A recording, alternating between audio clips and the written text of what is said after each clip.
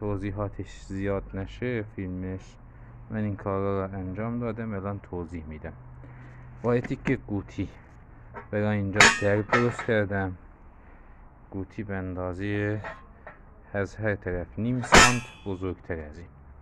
خب 2 تا لولا به عنوان دستگیری استفاده کردم که هم شکل باشن.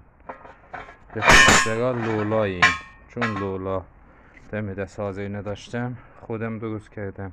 یه تیکه میلگرد به این اندازه با یه تیکه لوله آب لولا رو به اینجا جوش دادم به حالتی که این بتونه راحت داخل شرکت کنه و این رو جوش دادم.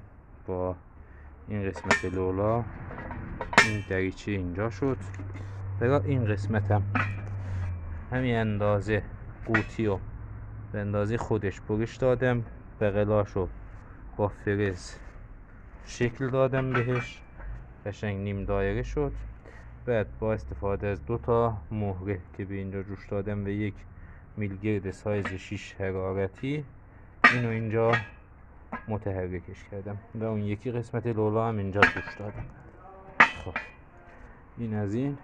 یه تیکه فنر داشتم، با استفاده از این 2 تا تیکه پایه و بعد از اینکه تیز کردم به اینجا جوش دادم برای بریدن چوب.